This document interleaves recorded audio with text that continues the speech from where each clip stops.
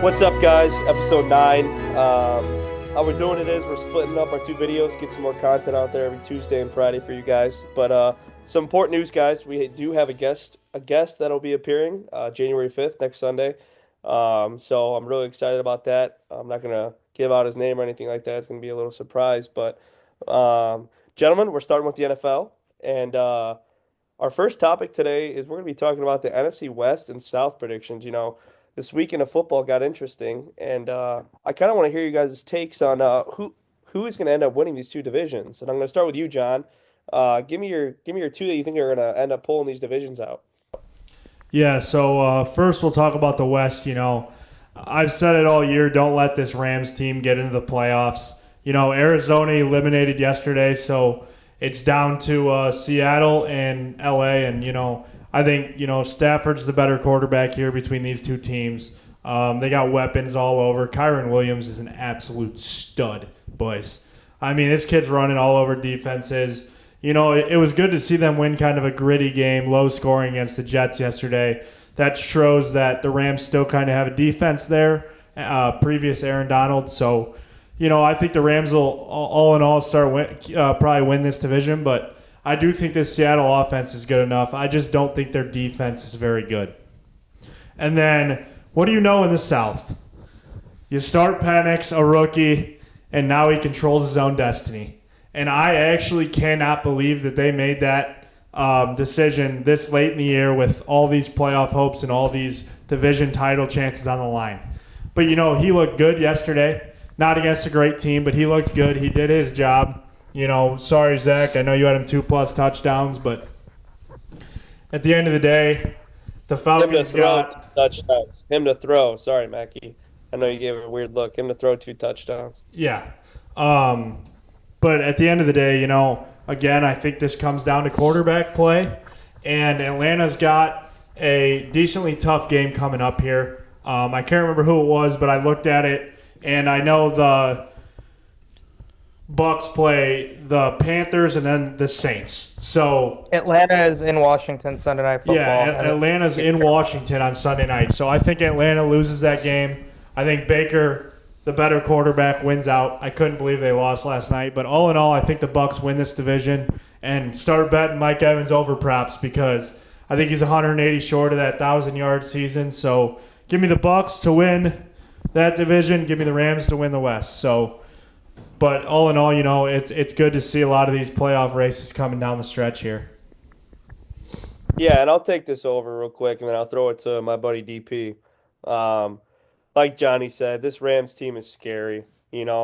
Like Stafford having Cooper Kupp and Puka Nacua. I mean, that's scary. And I know the Rams and Seahawks matchup last game of the year, but if the Seahawks lose this week, it's ultimately not going to matter unless the Rams lose as well. But you can give me the Rams to win that division. If you're telling me that they're playing for a playoff spot, I got to choose in between Geno Smith or Matthew Stafford. I mean, it's a no-brainer, really. And then we go to the South. You know, we're big Baker lovers here. Huge, really. And I forget who they said that the Buccaneers got left. I would love to see The Penix. Bucks got the Saints and the Panthers. And then the Falcons have who? The Panthers and the Commanders. Oh, yeah. Falcons are done here. Give me Baker and the boys. I mean, I know they lost last night, or yeah, Monday Night Football here, but give me Baker. Give me Baker and the boys, and give me Stafford and the boys. DP, what do you think, buddy?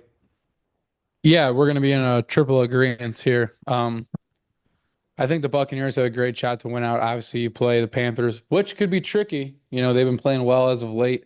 Then you play the Saints, which you don't know who's going to be their quarterback. You don't know which guys are going to be playing in the game because everyone just seems to be getting hurt right now.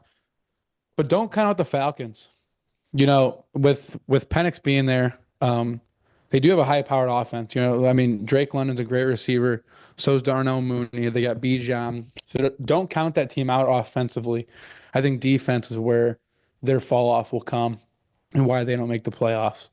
And then, like I said, give me the Rams as well. I think they have the easier part of the schedule. But But look out for the Cardinals. The Cardinals might try and play some spoiler this week for the Rams. Them coming off getting eliminated after a game they should not have lost. They should have beaten the Panthers. Shout out Chuba Hubbard, helped me in the playoffs, fantasy. But yeah, the Rams, I think, that offense is too good. Their defense has to, play better.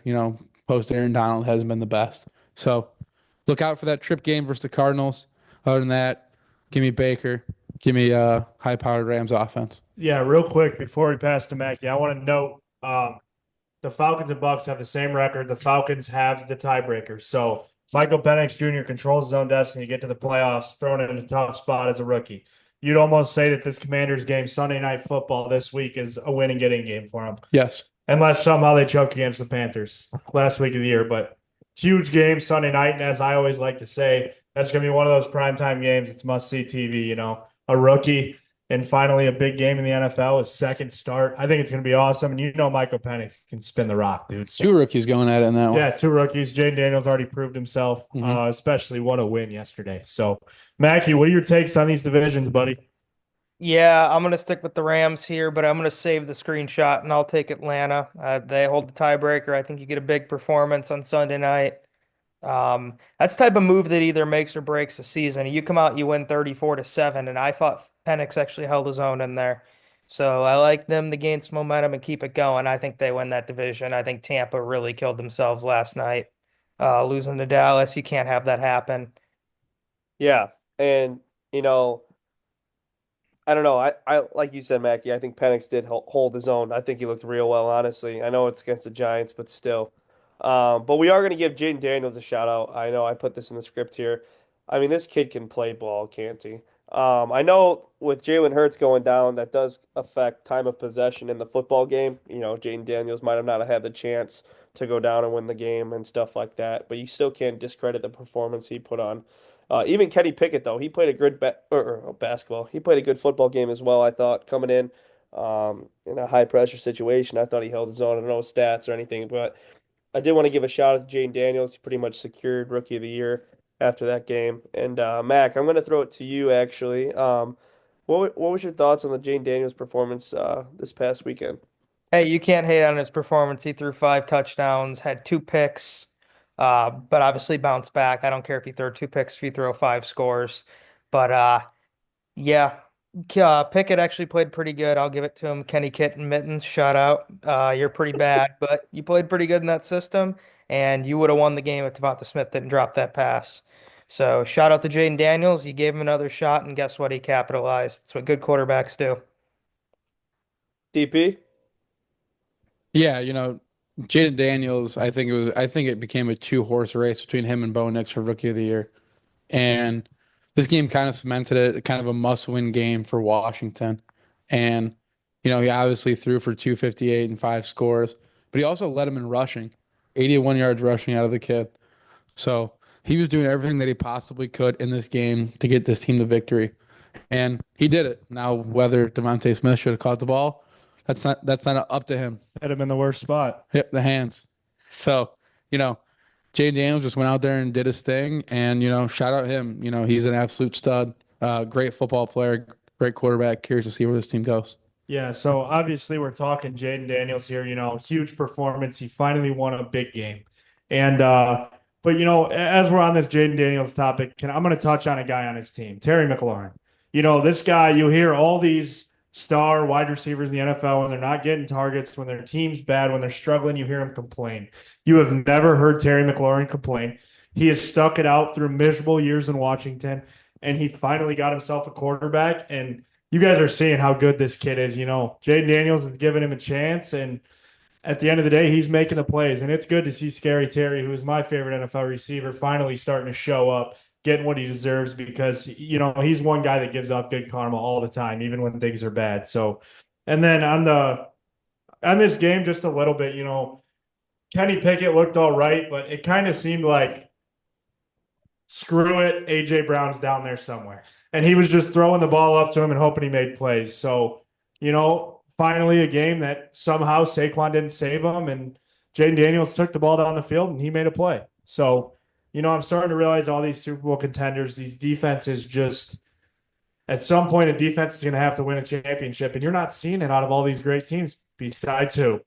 The Kansas City Chiefs. So at the end of the day, had to throw that in there. But yeah, Jay Daniels, great performance, rookie of the year, and they're in a clinch, winning in spot on Sunday night. So Yeah. It's tough to play against the defense and the other 8 officials on the field. Yeah, go figure. Johnny's got to throw in some Mahomey bullshit, but we're gonna go to a player that actually is a Hall of Fame caliber player, and that's where we're gonna talk about Mike Evans here. Um, I mean, 10 seasons, 1,000 yards, and I want to touch on this because that streak is insane. I mean, just really think about it. 10 straight seasons out of college, and he's had a 1,000 yard in his first 10 seasons, going on to 11. John said he's 81 yards away.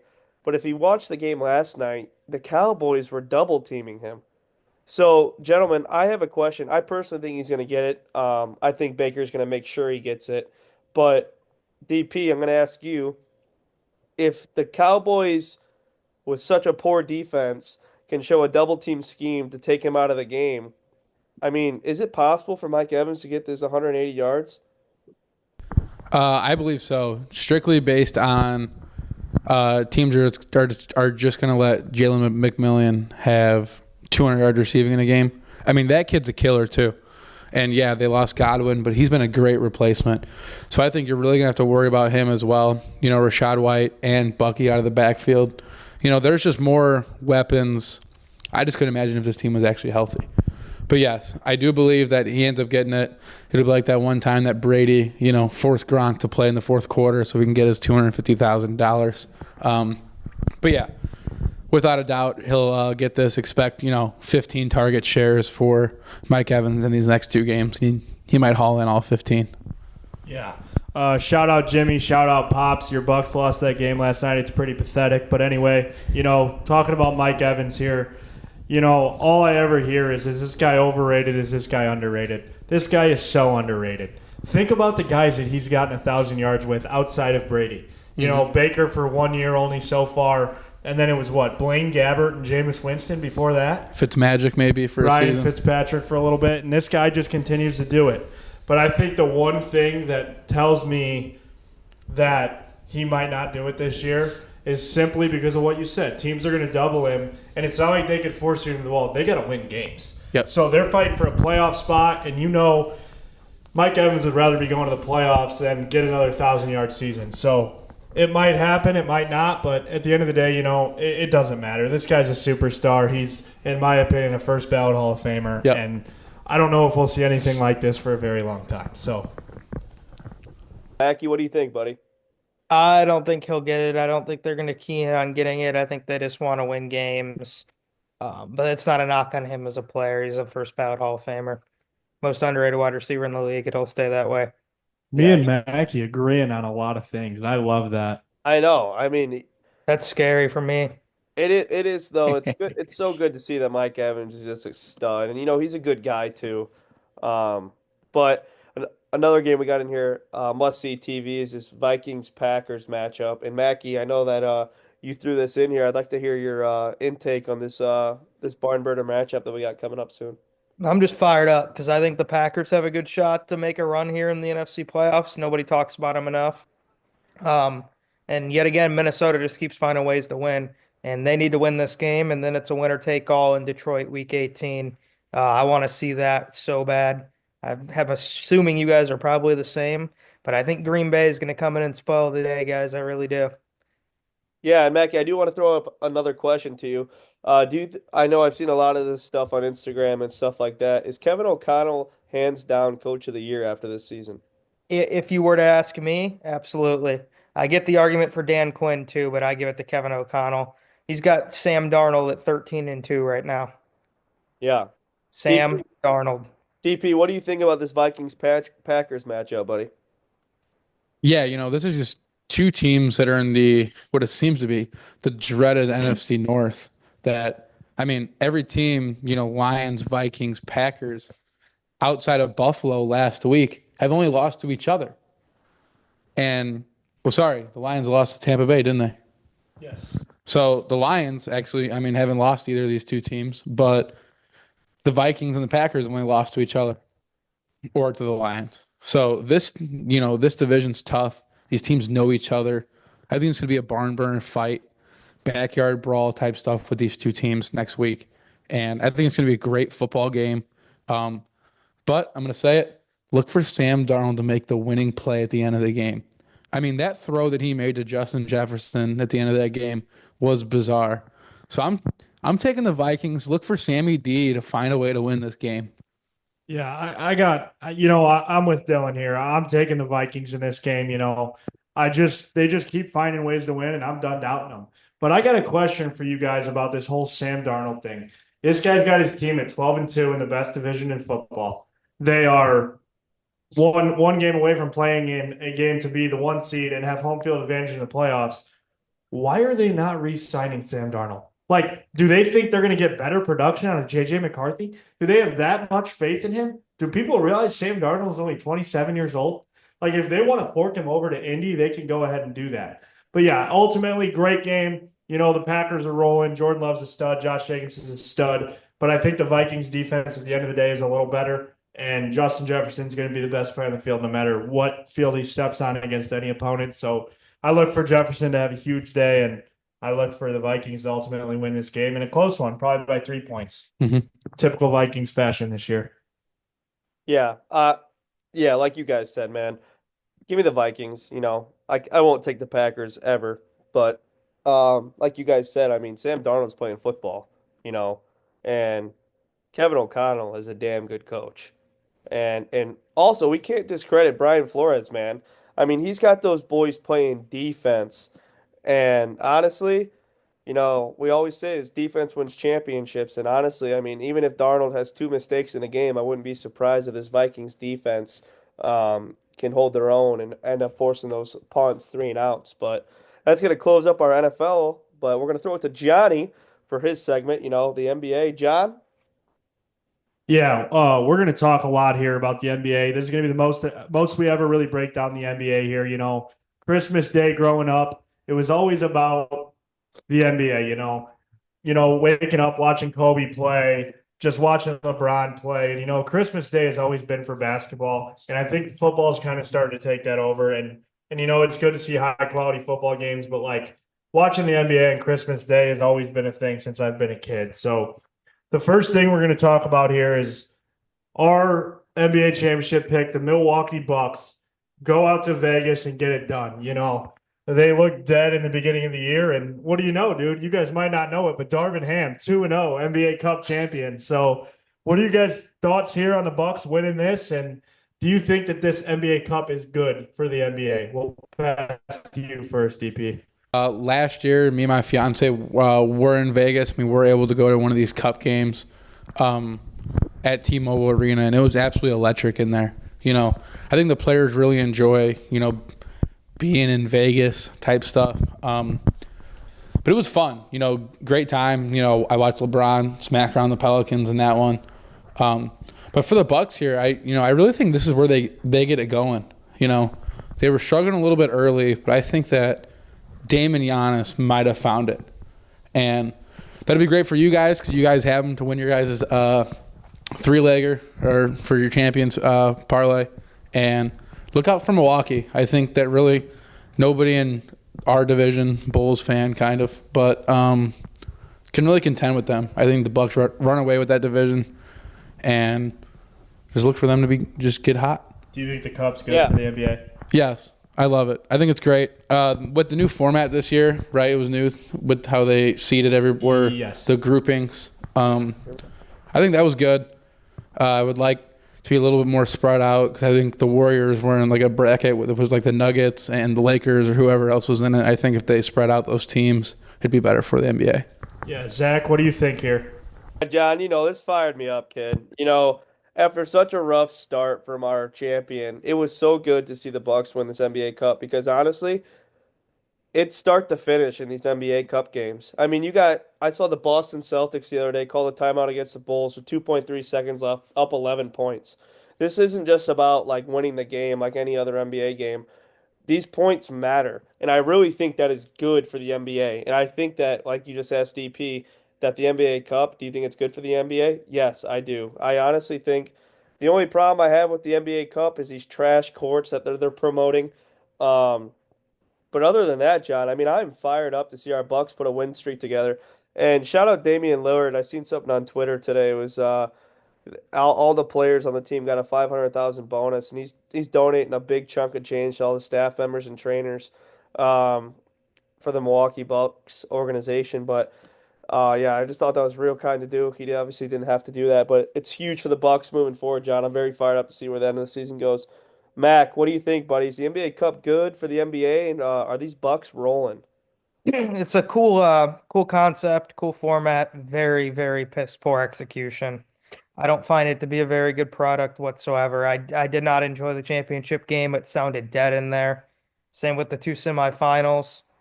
I don't know, guys. Maybe I just am an NBA hater, but I did not enjoy the cup at all. And the courts are hideous. Don't even get me started.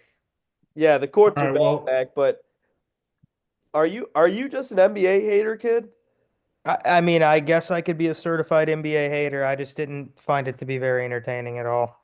Yeah, which is understandable. I mean, a lot of people are, as we said in our last video, the ratings are down horribly.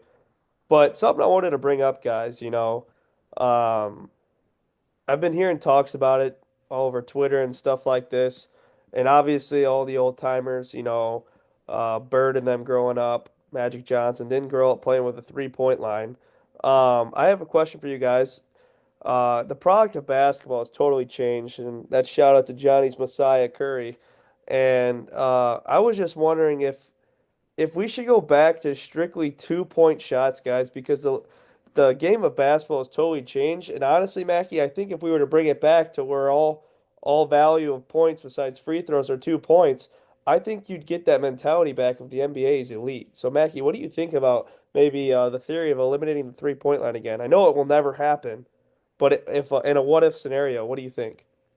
I really don't know what I would take of that. I think it would make it a little more physical and entertaining, but that's just never going to happen. I don't think there's any real cure to the only shooting three mentality. I really don't know what the NBA is going to do about that. DP? Yeah, one word, stupidity. John. yeah, I mean, I don't got very many words either. Besides, this just goes to show that the old heads were not as good as everybody says the old heads were at basketball. I'm sorry that Steph Curry can put a ball in basket from 40 feet out. Like, complain some more. I mean, this guy, little kids our age look up to Steph Curry. Like, we looked up to Kobe, we looked up to LeBron. It's showtime. It's what people want to see. I don't know if you guys have seen this, but the ratings over the last few years, LeBron and Curry are saving the NBA as far as viewers, as far from a viewer standpoint. But moving on, I'm going to give you guys the Christmas Day games.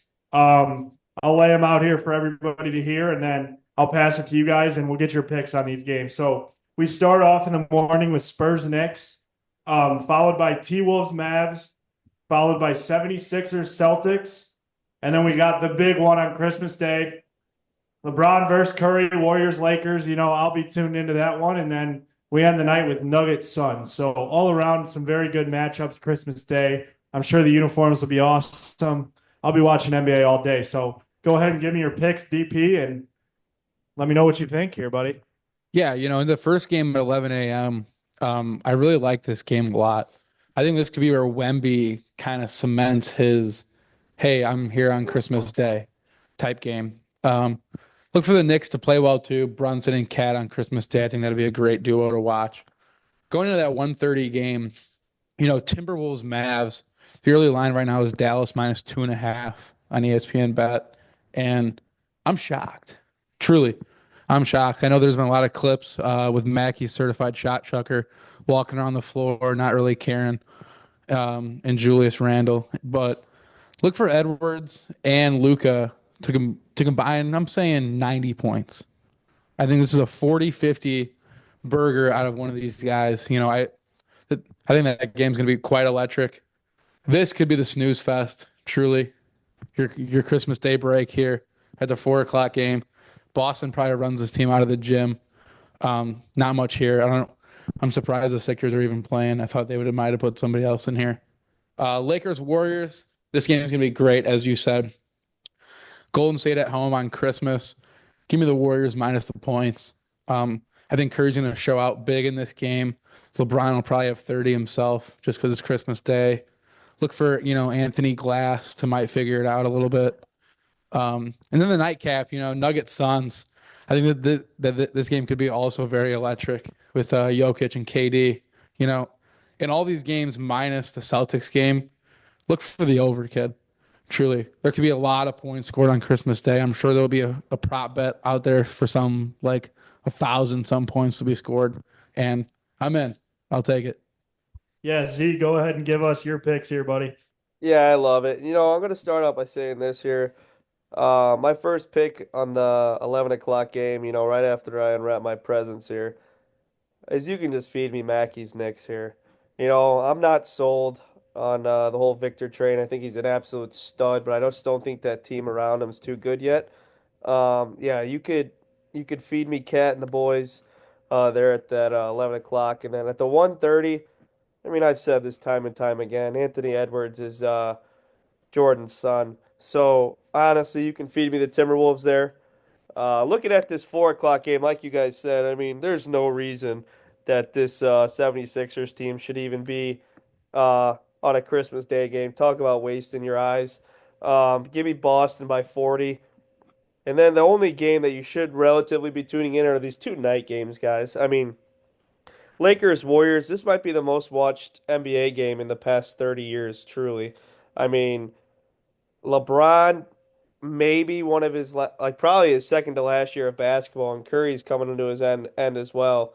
Um, you could feed me the Lakers here. Johnny, I hate your Warriors in this spot here. LeBron, everyone's going to be watching. Like I said, I think LeBron's going to go for maybe 35 to 40 here.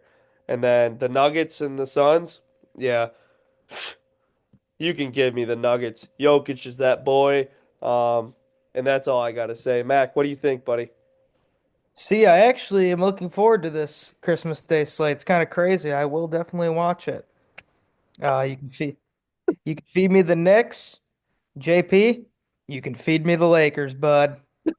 Wow. And What then about the other three? yeah, outside of that, you can give me Minnesota, you can give me the Celtics, and you can give me Denver Nuggets. I like that. Okay, I But like where you guys' heads are at. I think we have a consensus here of the must-see TV out of the five guys is this Lakers Warriors matchup, and I'll for sure be tuned into that game. I don't know if I'll probably be tuned into the early game too, but yeah, probably that 11 o'clock and the 7 o'clock games are the two games I'll be tuned into, along with the Nuggets Suns game. But You gonna let me give my picks or? oh, I'm sorry, I thought you started off. I'm sorry. Not interested. Go, John. Let me hear it. All right, so guys, I'm a big NBA guy. I love the NBA. This is gonna be awesome. These are good games here. In the Spurs next game, I'm gonna save the picture here. I think this Spurs team's young. I think they got a veteran leader in Chris Paul at the point guard position.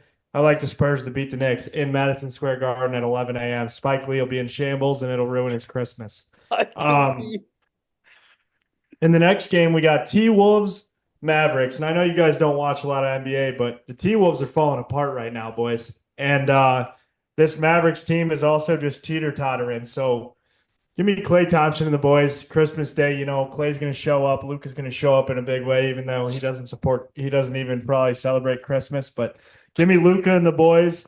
And then in this next game, I cannot, if anybody knows me, I hate the Boston Celtics. I cannot stand Jason Tatum. I think that he is a better babysitter than he is a basketball player. So go knock up another girl, go be another baby daddy, and stick to something else. Give me the Philadelphia 76ers to absolutely ruin Dave Portnoy's Christmas and put the Boston Celtics fans into shambles on Christmas Day in TD Garden.